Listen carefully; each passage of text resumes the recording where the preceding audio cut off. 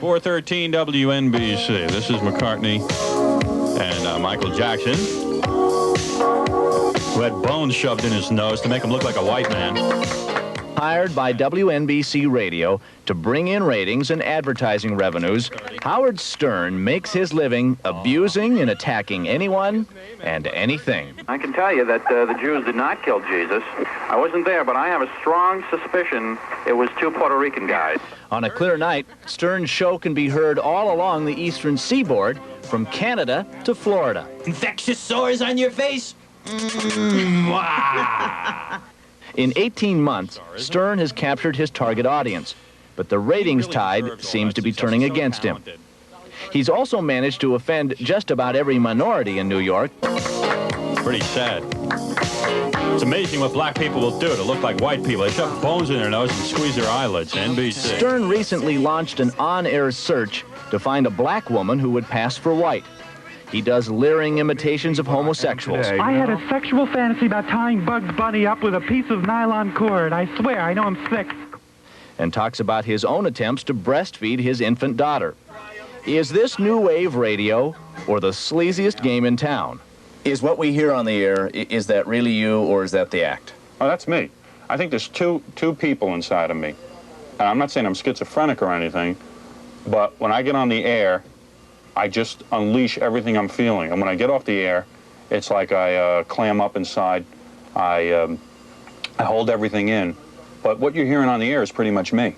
You think that's good or bad for radio? Oh, it's real good. I'm making radio interesting. Some people feel Howard is making radio dangerous. Lance Ringel from the National Gay Task Force is one of them. He was making some remarks about AIDS in a back and forth with this character that made it sound like you could be in the same room with a gay person and catch AIDS. And back in May and June, people were dying as they're dying now. And there was a lot of hysteria that people believed this, that simply being around gay people meant you could catch AIDS. So it was not just unfunny, it was adding to dangerous misperceptions that people had, and that was the last straw. It's not just nameless, faceless targets. Howard will even use his own wife, Allison.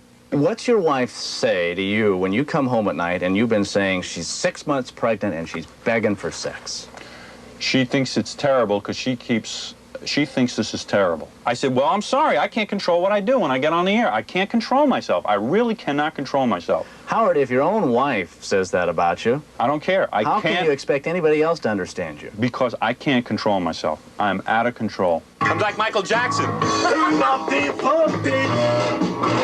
I went on the air and I said, if you people, if there was ever a dream I had, my biggest dream was that they would elect me king of the world, and I would solve the crime problem by taking a gun, sticking up to criminals' ears, and blowing their damn brains out. What you would do, as soon as a guy was convicted for burglary or rape, he would come into my room, and I would take my gun, and I would shoot him in the ear and watch his brains splatter all over the place. Howard, do you ever shock yourself with things you say? Sometimes, yeah. Sometimes things come out of my mouth. I don't know where they're coming from. So who is this Howard Stern? Stern is 30 years old, born and raised in Roosevelt, Long Island. He's married to a psychotherapist named Allison, and together they have a 6-month-old daughter. Despite his 6-figure income, Stern still rides the subway to work. I'm really insecure. About what? Well, I'm always afraid I'm going to lose my job because of the type of radio show I do, and I got a wife and a kid now. I'm insecure as hell. Except when he's on the radio. All right, blank-a-doodle-doo. How would you fill that in? Well, you must have job security. What is your answer? Cock-a-doodle-doo. Cock-a-doodle-doo. All right, that's a good answer. How you doing there, Michael Jackson? I had no women. A doodle-doo. No women, a dude will do. That's very funny. Of course, it's not a match. Every afternoon from 4 to 8, he and his cohorts outrage their way through 4 hours of talk with just enough music to keep management happy. Each week, some 900,000 people tune into Stern. WNBC 545. Stern would be just another obnoxious loudmouth if it weren't for the fact that he has a genuine comedic talent. Some call him the cutting edge of comedy. Comedian David Brenner. I think Howard Stern is brilliant. I think the only thing wrong with Howard Stern is I believe he should be on television, not on radio. I think he could be a breath of fresh air He could have a TV show late at night, I start him late at night, or on cable, that would knock this country out. But that so-called edge seems to cut both ways. Often, Stern appears to be more crude than comic. You're a housewife? Yep. Mm-hmm. Kids? One daughter. One daughter? Did you breastfeed her? Yep. Very good. You're very liberated. What age did you stop? How old was the kid when you stopped breastfeeding? About 4 months. Why'd you stop? Were you uptight? Did she start No. Did she bite your nip? She got started on regular food and then she wasn't interested anymore. Okay. That's what happened to my wife. She got bit a couple of times, but she's still doing it. She's like a masochist or something. I'm going to keep doing it. I don't care. It's important. The baby needs her nutrition. Yeah, but I need you to have two of those things, man, for me to like you cosmetically. I'll let the baby bite them off. Why is it, though, that you feel that you need to use everything? Got to, because it makes the show interesting. I'm into making a show that's really interesting. Howard is #1 with his target audience, men 25 to 54. But since joining the station in August of 1982, Stern has lost over 200,000 listeners and has dropped from first place to fourth place. WNBC General Manager Randall Bongarden insists he's not worried. In your mind, Howard Stern's successful? Very. But for how long? Howard's WNBC honeymoon seems to be drawing to a close. I am probably on a roll right now that will get me fired within a year or so. I will probably be fired, but I'm willing to accept that. In fact, he's already seeking other employment. Recently, he spent a large part of his program soliciting job offers.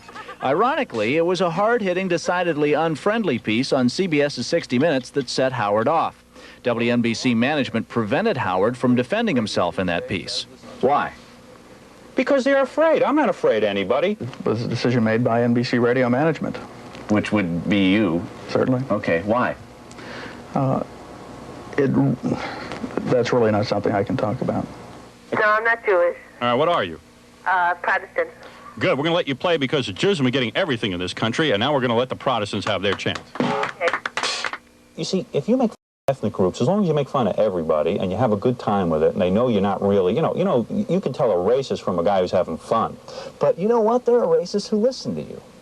They're out there, they're saying, go get him, Howard. Well, go get him, Howard. Stupid people. That's who you're playing to, Well, Howard. who cares? Those are the people that you're fostering. That's fine. I mean, whoever wants to listen can listen and interpret it their own way. I just got to do my own thing. Then you have to talk about responsibility. I have no responsibility. The only responsibility I have is to make people happy, have fun on the radio, and make them listen and laugh. That's my responsibility. Because of certain indiscreet remarks by Don Imus and Howard Stern, WNBC Radio apologizes to the following: the National Organization for Women, the New York chapter of Hadassah, Governor Cuomo, the New York... While WNBC management playfully apologizes for Stern in their advertising, they continue to air his program despite his own admission. The truth of the matter is that I have no regrets about anything I say on the air.